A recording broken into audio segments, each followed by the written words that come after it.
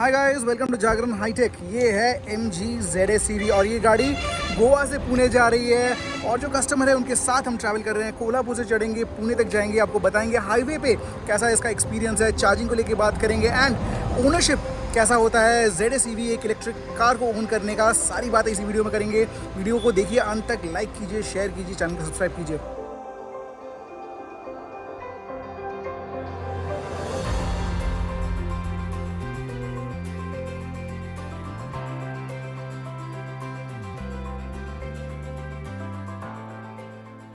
Sir, तो आपका गोवा का ट्रिप कैसा रहा? बहुत ही बढ़िया। कितने दिन थे आप वहाँ पे? 5। और चार्जिंग? चार्जिंग हम लोग जब पुणे से निकले तो हमने अभी जहाँ पे खड़े किए तो वहीं साई इंटरनेशनल में चार्जिंग किया था। तो पुणे से मेरे घर से ये दिस इज रफली अबाउट 181 किलोमीटर्स। बट मुझे पता था कि आगे कहीं चार्जिंग मिलने वाला नहीं है, बिकॉज मुझे जिस रास्ते जाना था वहाँ कुछ होने मिलने वाला नहीं था। तो इसी चक्कर में मैंने यहाँ चार्जिंग कर दिया। तो ये पुणे से Goa is almost 450 kilometre. I think about 460 to where we were going to go. 460 तो आपके लिए तो बहुत ही ज्यादा इकोनॉमिकल रहा होगा पूरा ट्रिप। हाँ बिल्कुल। शायद से how much did we pay for the charging when we were going? No, when we were going, I paid 168 and इसमें 220-40 नहीं तो हुआ क्या कि कुछ पैसे मेगन कुछ एक बार हमने पहले जब चार्जिंग को लगा तो मेगन ने चार्जिंग किया था और उसके बाद कुछ शायद पावर फेलियर हो गया वहाँ पे, तो डिस्कनेक्ट हो गया था, फिर हमें फिर से चार्जिंग करना पड़ा। अच्छा, तो मेरे हिसाब से करीब हमने 500 रुपए के ऊपर तो चार्ज नहीं की हुई है जाते समय। 500 आने के 500 1000 रुपए में आपका 300। So she paid 300. So 468 is what we paid going in, and coming back I don't know what you paid right now. I think she paid 400 or 500. मोटा 1000 रुपए। 1000 रुपए। 1000 रुपए में आप पुणे से गोवा अप डाउन कर रहे हो। करेक्ट। 25 लाख की गाड़ी। करेक्ट। तो वो एक्सपीरियंस कैसा है? मतलब इलेक्ट्रिक गाड़ी है, एक्सीलरेटर पैर and it's good to go. Exactly. तो ऐसा कभी मुझे महसूस नहीं हुआ कि इसके पहले में मेरे पास पेट्रोल गाड़ी थी, पोलो GT TSI थी, 1.2 litre engine. That's a firecracker as well. Yeah, it was a firecracker. In fact, जैसे बताया पहले मतलब I used to consider it as a poor man's Ferrari. It was a pretty good car. It had a lot of pep. But जिस दिन से ये गाड़ी हाथ में लगी है उसके बाद उस गाड़ी को हाथ लगाने का दिल नहीं कर रहा। हकीकत जो है वो बता रहा हूँ। I mean, the pickup is instant. Exactly. You know, the power is beyond imagination, and you don't feel like you're missing out on anything. No, absolutely nothing, honestly. Sir, long distance पे है तो कुछ मतलब range anxiety को लेके बात करते हैं। जैसे आपने कहा, जैसे पुणे से गोवा तक थोड़ी इंफ्रास्ट्रक्चर में आपको ऊपर नीचे लग रही है, क्योंकि आप बेलगांव में भी रुके थे, बेलगांव में चार्ज कर सकते थे, तो वहाँ क्या दिक्कत हुई? तो हुआ ऐसे कि हम लोग आते समय हमने सोचा था कि हम लोग अलग रास्ते आए। तो जाते समय हम पुणे से गए तो अंबोली घाट से होके गए। आते समय हम लोग यहाँ से आए, चोरला घाट से आए। तो मुझे इतना पता था कि हम लोग साई इंटरनेशनल जहाँ पे मैं चार्ज करने का प्लान करता वहाँ तक तो पहुँच ही जाऊँगा। बट मुझे इश्यू ये था कि हम लोग जिस टाइम निकले थे 6 बजे निकले थे गोवा से, तो मुझे इश्यू ऐसा लग रहा था कि मैं एक बार बेलगांव क्रॉस कर जाऊँगा तो गर्मी बढ़ेगी, तो मुझे AC चलाना पड़ेगा। तो आप कहना चाहते हैं AC के साथ थोड़ा रेंज, AC के साथ हाँ रेंज कम हो जाता है, ये तो गारंटी है।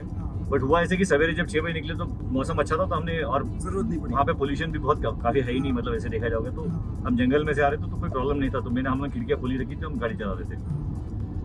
तो according to the MG app ये दिखा रहा था कि हम साई इंटरनेशनल तो पहुँच ही जाएंगे।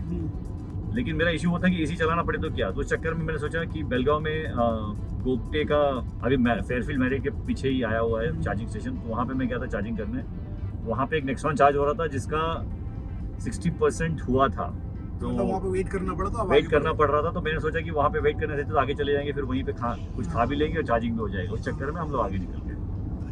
तो रेंज एंजाइटी तो है।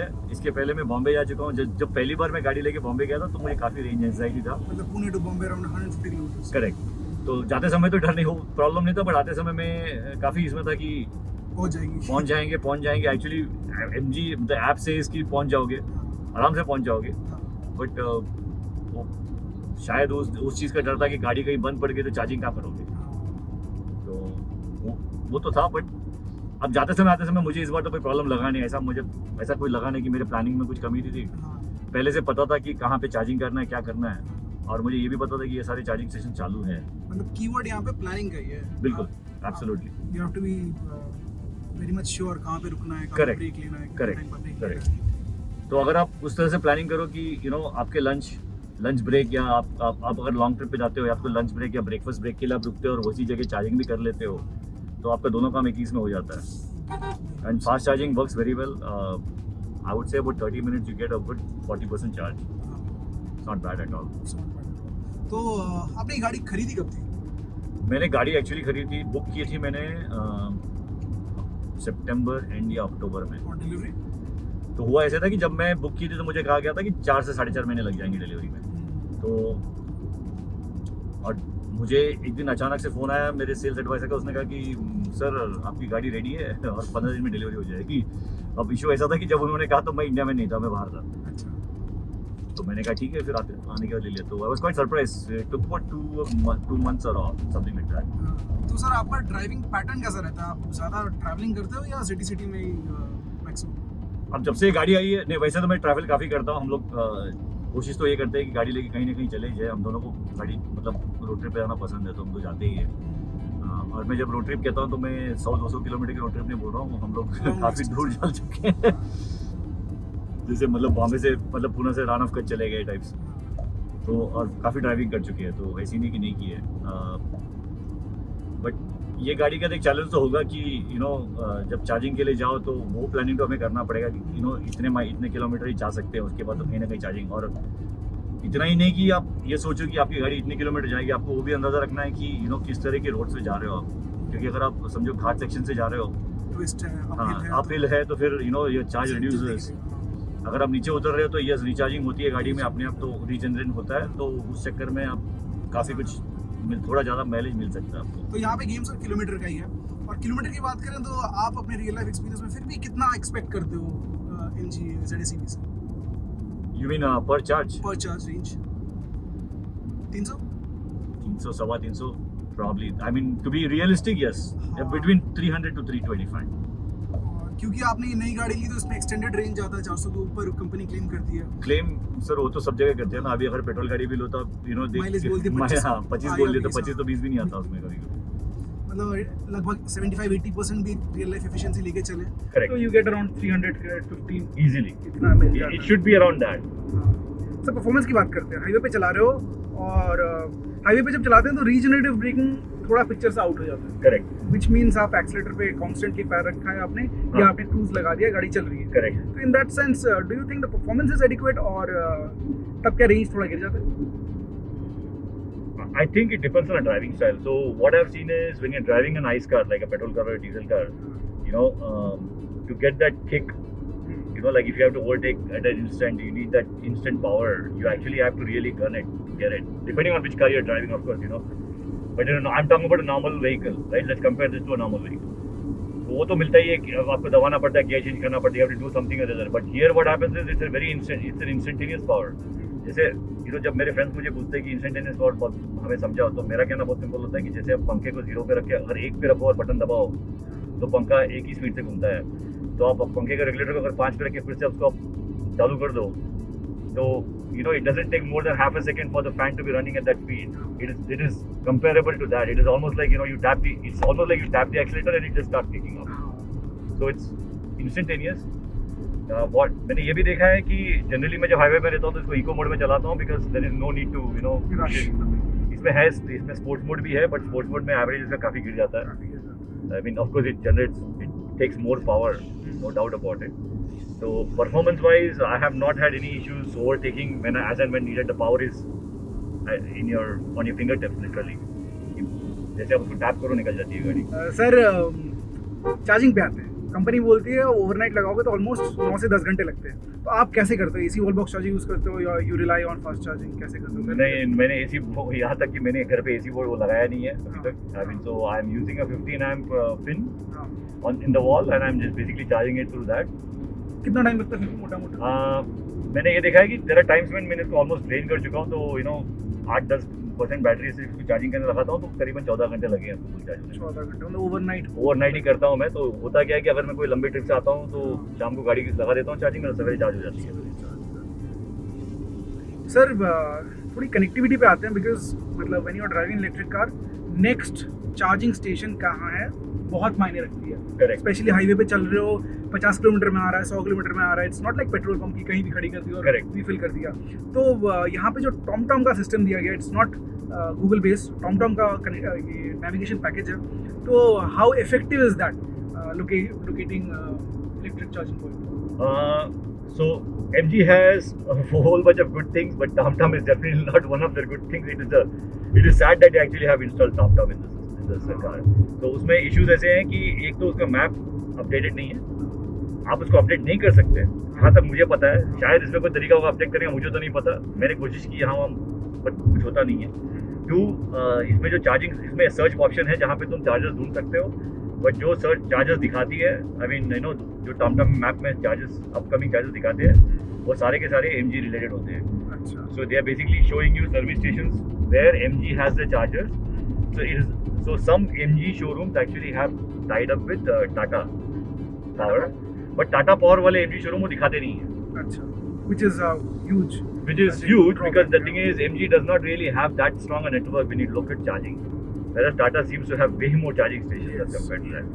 So to overcome that, what we have done is, you know, both me and my wife have actually the Tata Power app, charging app on our phones. It very clearly tells us where the next charging stations are. In fact, it is done well in a sense. You can actually tell which is being used and which is free. बिल्कुल। But आज सवेरे हमारे साथ वो नहीं हुआ, शायद हमने देखा नहीं, तो you know we missed it. But so that is definitely the case. There are also other charging apps that I use. There is something called Power Grid, if I'm correct. I use that on Multiple है, Electrify Xeon है, yeah, काफी हैं. So you know, yes. but Sir, there is no singular app that actually tells you everything. which should be the case. एक umbrella Correct. के under में there should be a Correct. It should integration. be. हाँ। Yeah. Sir 25 lakh की गाड़ी ली है, तो features तो भर के मिले हैं। फुल सनरूफ, यहाँ पे कनेक्टेड सिस्टम, बिल्कुल। सामने के पावर्ड सीट्स। तो sir 3 things you absolutely love about ZEC? Oh man. I did not want the sunroof. I did not want the sunroof. Honestly, we both didn't want a sunroof, to be Anyways, so 3 things I like about the car is that, you know, the ride quality is phenomenal. I mean, I did not expect that from this car. 2, what I like is the instant power that I get from the car, which I don't think even a good, as I said, you know, I mean, I'm not going to say the Polo GT TSI is a great comparison to any of this, but I couldn't get it in any other petrol cars either. Man, the third thing, what do I really say? You know, it saves me a lot of money. I think किफायती है sir, किफायती है। अगर आप किसी को भी पूछो तो पहले आपने वो काफी एड्स देखे होंगे ना, कितना देती है टैक्स। तो मैं तो यही कहता हूँ, फ्री में देती है, आप जितना लेना चाहे ले लो। 1000 रुपए में तो भैया ट्रेन में भी गो अप डाउन ना होए। नहीं होए। मैं एक्चुअली बॉम्बे पूरा 300 रुपए में कर चुका हूँ। नई MG ZEC भी मार्केट में आने को है। आप ऑलरेडी 2-3 महीने से इस गाड़ी को चला रहे हो। What is the expectation you have from the new ZEC? फिर कुछ चीज़ें हैं, जैसे अगर रेंज बढ़ा सकते हो काफ़ी, अगर इसमें बड़ा बैटरी डाल सकते हो तो अच्छी बात है। शायद नए ZS जो लॉन्च कर रहे हैं, ये सुनाई दिया है कि यू नो इसमें रेंज ज़्यादा होगा, बट जो क्लेम दिख रहे हैं मार्केट में, या तो जो न्यूज़ आई है लीक होके, वैसे लग रहा है कि काफ़ी बड़ा कुछ चेंज होने वाला है। अगर होगा तो भी may be you might increase your claimed mileage by maybe another 50 kilometers and your actual mileage by maybe another 25 to 30 kilometers. So I think the bigger battery would probably help instead of that. I mean, they probably should increase it, but I do not know कितना बढ़ेगा, और उसमें ये भी problem है कि उसका price कितना बढ़ेगा, right? Yes. So the other thing is, I definitely feel that MG should up their game and, you know, improve on their software, especially in the in the touchscreen aspect of it. The touchscreen that the current MG में आया है, so it is pretty bad. The touchscreen quality is not really that great. Plus the software in it are not what somebody would use. You know, like the music app, I don't want to listen to that. What if I don't want it? I want to put my own, you know, Amazon Music or something like that on it. जब मैं already subscribe कर रहा हूँ, तो there should be flexibility. हाँ, तो flexibility नहीं है इसमें. I mean, of course, you have the option of, you know, Apple Play or Android Play on it. You can connect your phone or, you know, your iPhone and, you know, play whatever. But I should also have the flexibility of doing it without actually having to connect my phone. The other thing is the TomTom software, the navigation software that they have provided with the touchscreen or with a car is definitely not a great solution. एक तो उसमें maps updated नहीं है, and it is very difficult to actually update the map, the recent maps. Two, it is not compatible, or it does not show all the charging stations available when you're driving, especially on the freeway, because anybody who drives an an EV should actually have that access. सारी charging points हाँ, तो दिखाता ही नहीं है. I mean, it only shows the charging point जो MG के हैं, वो भी MG and Fortum, मतलब उनका जो collaboration है उनके जो है वो दिखाता है. तो अगर MG का सर्विस स्टेशन में अगर टाटा का होगा तो वो दिखाता नहीं है. So that is a big problem.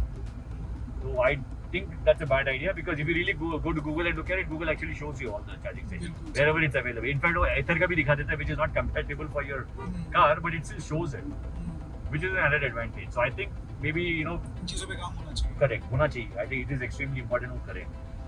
Sir आप ZS EV पे कैसे रुके? There are multiple other cars in market, जैसे कि नेक्सॉन EV है, अब तो टिगोर EV आ गई है. इसको छोड़ के भी आप पूना कंसीडर कर सकते थे. क्यों ZS EV पे आगे?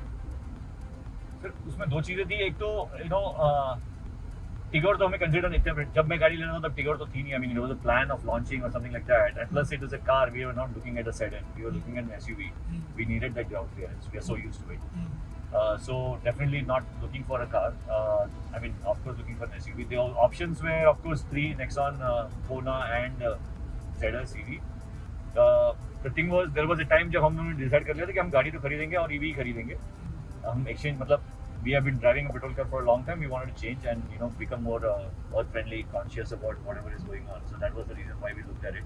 अब ZS EV इसके लिए क्योंकि हमने डिसाइड किया था कि तीनों में से जो भी गाड़ी पहले घर आएगा टेस्ट ड्राइव के लिए उसको दे देंगे, चेक कर ले लेंगे गाड़ी. फनली इनफ कोई आया ही नहीं. नसीब हमारा अभी ZS का MG का नसीब इतना अच्छा था कि शायद ऐसे ही बोलो कि उनका नसीब अच्छा था कि हम लोग गए और मैं उनके शोरूम में पहुंचा तो गाड़ी थी, उन्होंने टेस्ट ड्राइव कराया, घर लेके आए. Then we test drove again and we liked it and we said okay, let's seal the deal. जबकि नेक्सॉन का सीन ऐसा था कि बार-बार फोन करने के बाद भी आने को तैयार नहीं थे और यही कहते थे कि हम कल आएंगे, आ जाएंगे, कभी आए नहीं. And I think by the time we decided on this, Pune was already out of the equation. Hyundai was not selling Pune anymore. Sir highway पे जब निकलते इलेक्ट्रिक गाड़ी को लेके तो कुछ चीज़ें जहन में रखनी पड़ती हैं. इट्स चार्जिंग स्टेशंस, कैसे आप ड्राइव कर रहे हो, या मतलब you can not rash drive, you can not be too hard on your pedal. तो व्हाट आर योर टिप्स? क्योंकि आप बहुत ज़्यादा ट्रैवल करते हो, अब तो इलेक्ट्रिक गाड़ी लेके भी कर रहे हो, तो रेंज एंजाइटी को काउंटर करने के लिए क्या कुछ करना चाहिए ड्राइवर? मैंने कुछ चीज़ें नोटिस की है कि मेरे केस में I do not like to drive at night because though that would be an ideal thing to drive an EV in, especially in Indian conditions, but I do not like to drive at night. I mean, I'm talking about weather conditions, not about the road conditions, because people drive with high glare and stuff. So that is my choice. One thing I'll advise people, if you're actually going on longer trips or if you want to really enjoy the EV and get a little bit more extra mileage anxiety अगर कम करना हो तो सवेरे के time पे निकला करो, because weather is generally cooler at that time of the day, so you will not have to run your AC at least for a few hours. इसका फ़ायदा यही है कि आपको शायद करीबन कुछ नहीं तो भी 10-20 किलोमीटर ज़्यादा मिल ही जाएगा. उससे ज़्यादा ही मिलना चाहिए टेक्निकली. हाईवे पे चलाओ तो इसको इको मोड में चलाओ. भगाने की मतलब गाड़ी तो भागती है, अब इको मोड भी उतनी भागती है जितना स्पोर्ट्स मोड में भागती है, तो उसमें प्रॉब्लम है ही नहीं. और तीसरी बात यह है कि AC को थोड़ा मतलब कंजूसी से यूज़ किया करो अगर आपको ज़्यादा माइलेज चाहिए तो. राइट. तो हमने इस बार जब गोवा गया तो हमने वही कोशिश किया था कि AC को कम से कम यूज़ किए, तो we were able to easily make it without having AC definitely consumes medical power, no doubt about it. तीसरा चीज़ ये है कि मैं बोलूँगा इसको आप डीजल कार या पेट्रोल कार जैसे मत चलाया करो. इसको अगर आप लाइट फुटेड चलाओगे तो it works very well. Light foot का मतलब ये है कि जैसे एक्सीलेटर पे खड़े होकर चलाना, ये काफ़ी चीज़ें मैंने बहुत लोगों से सुनी हुई है, बट वो मत करना. अगर किसी को ओवरटेक भी करना है तो हल्के से टैप से गाड़ी आगे निकल जाती है आराम से. इंस्टेंट पावर है जो आपको बाकी गाड़ियों में नहीं मिलता इतना. इनफैक्ट नेक्सॉन को भी जब मैंने टेस्ट ड्राइव किया था एक बार, तो सेम ऑलमोस्ट सिमिलर लेवल पे ही है. ठीक है sir, I think that will be a good rap.